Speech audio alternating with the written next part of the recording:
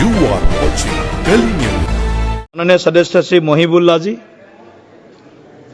बिस्मिल्लाहिर्रहमानिर्रहीम।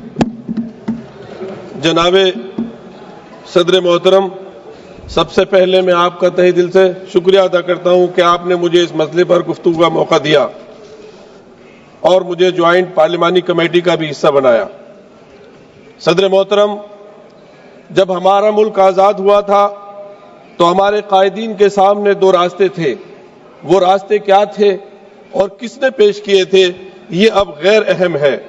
असल बात ये है कि हमारे रहनुमाओं की दूरंदेशी और अक्लमंदी की बदौलत मुल्क में हर मजहब को परवान चढ़ने, फलने फूलने और अपने इदारे चलाने की आजादी दी गई, जो कि हमारे आइन की आर्टिकल 25 और 26 में मौजूद है। ये हक महज एक आईनी हक नहीं बल्कि बुनियादी हुकूक का हिस्सा है। आज हमारे ऐवान के सामने जो वक्फ तरमीम बिल पेश किया गया है, ये न सिर्फ हमारे बुनियादी हुकूक की खिलाफ वर्जी है बल्कि राइट टू इक्वलिटी के भी साफ खिलाफ है। इसको सदर मोहतरम मुल्क की दूसरी मेजोरिटी कभी कबूल नहीं करेगी। सदर मोहतरम, इस बिल में सबसे पहली तरमीमी वक्फ एक्ट के नाम तब्दील करने की है। मैं कहता हूं नाम बदलना तो एक मामूली बात है, क्योंकि असल में जो तब्दीलियां की जा रही हैं उनका वक्फ के बुनियादी उसूलों और फिक़ही कवाइद से दूर दूर तक कोई वास्ता नहीं है। इस तरमीमी कानून का मकसद वक्फ के इदारे को कमजोर करना और उसे बेअसर करना है।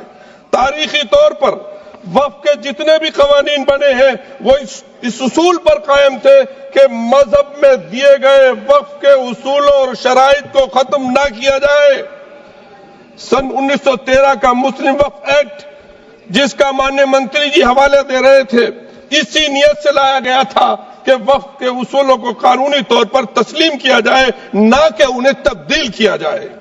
सन 1923 में, सन 1954 में, सन 1995 और 2013 के तमाम तरामीम वक्फ के तहफ़्फ़ुज़ की नियत से लाए गए थे और इसको कुव्वत देने के लिए लाए गए थे, ना कि उसको कमजोर करने के लिए लाए गए थे। वजीर मोहतरम को यह एतराज था कि हमारी लाई हुई तजवीज पर मुस्लिम कम्युनिटी शक कर रही है। बेशक वो कह रहे हैं शक कर रहे हैं, इसलिए कि उन्होंने वक्फ के उसूलों को और फिक़ही कवानीन को मद्देनजर नहीं रखा। सदर मोहतरम, आप खुद जेपीसी में थे, मैंने सवाल किया था कि इस वक्फ को ड्राफ्ट करने में कितने मुस्लिम स्कॉलर थे, तो वाहिद 12 लोगों की कमेटी में एक आदमी था, वो भी ज्वाइंट। सदर मोहतरम, मैं अब चंद चीजों की निशानदेही करना चाहता हूं जो वक्फ की असल हैसियत और बुनियाद को खत्म करने के दर पे। पहली तरमीम, वक्फ को अब सिर्फ मुसलमानों तक महदूद किया गया है। मैं दिल पर हाथ रखकर कह सकता हूं सदर मोहतरम, एक जाती वाक़या बयान करता हूं, पार्लियामेंट की मस्जिद के सामने रहकर सारे देशवासियों के लिए दुआ करता हूं। मैं अब दुआ कैसे करूंगा जब ये महदूद कर दिया जाएगा। मैं एक वाक़या आपको बयान कर रहा हूं। अभी राजस्थान में गया, तिजारा के पास एक गांव हसनपुर है, उस शादी में गया, अजान की आवाज आई। मैंने कहा यहाँ मस्जिद कहाँ है भाई? जब मस्जिद देखी वो बड़ी सुंदर मस्जिद थी। मैंने पूछा ये मस्जिद कैसी है? उन्होंने बताया कि यहाँ 400 साल पहले कोई दुर्वेश थे, इस पेड़, वो पेड़ भी अभी बाकी है, वो यहाँ बैठते थे और यहाँ से हमारे हिंदू महाराजा जी गुजर रहे थे, उनको बीमारी थी, वो ठीक नहीं हो रहे थे। किसी ने कहा कि उनसे दुआ करा लीजिए, उन्होंने दुआ की, वो ठीक हो गए।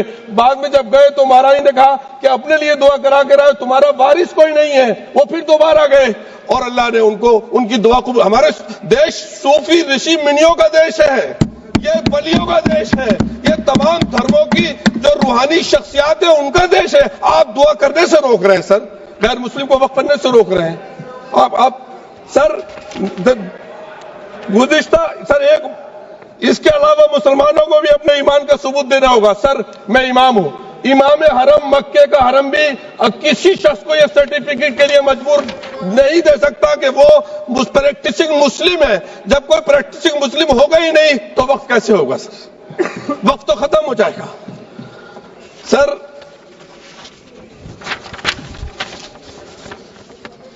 वक्त बाय यूजर, जिसके मुताबिक अगर वक्त की दस्तावेज ना हो, डॉक्यूमेंट्स ना हो, वक्त करने वाले की शनाख्त ना हो, तो लंबे अरसे से जारी इस्तेमाल को वक्त मारा जाता है। यह उसूल हमने नहीं बनाया, प्रीवी काउंसिल के फैसलों से बाज़ाब्ता तौर पर यह उसूल माना गया। सर 100 साल पुरानी मस्जिद तो बाकी रहेगी, लेकिन 600-700 साल पुरानी अगर मस्जिद का कोई रिकॉर्ड नहीं है तो आप कहेंगे ये वक्फ यूसुफ नहीं है। अरे सर कितना हम लोग यकीन करें। तीसरी तरमीम बोर्ड के इंतखाबात को खत्म करके उसे मुकम्मल सरकारी इदारा बनाया जा रहा है। दिल्ली की मिसाल है उसकी।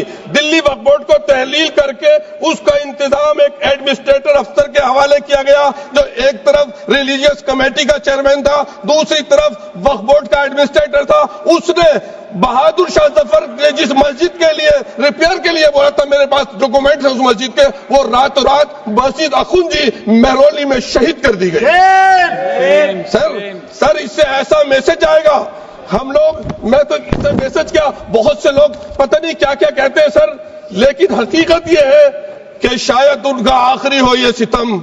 हर सितम सोच के हम ये सह गए, हम वफा करके भी तना रह गए। हमारा नाम क्यों नहीं लिया जाता आजादी के? कितनी कुर्बानियां दी हैं सर।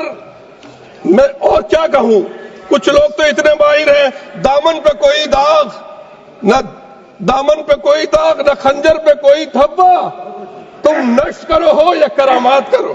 धन्यवाद जी, धन्यवाद। सर हमें उनसे वक्फ की उम्मीद कैसे कर सकते हैं जो नहीं जानते वक्फ क्या है? धन्यवाद। उनसे कैसे उम्मीद है वफा की? सर मैं अपनी बात को खत्म कर रहा हूं। आप खत्म कीजिए, 30 सेकंड में खत्म कीजिए, 30 सेकंड।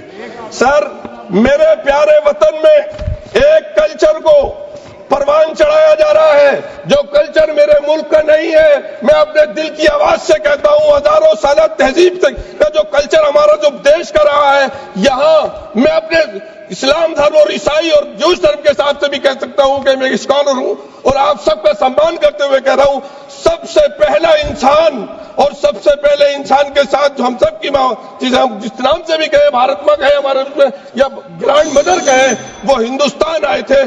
तुम्हारी तहजीब अपने खंजर से आप ही करेगी। मिथुन Reddy ji, you please start.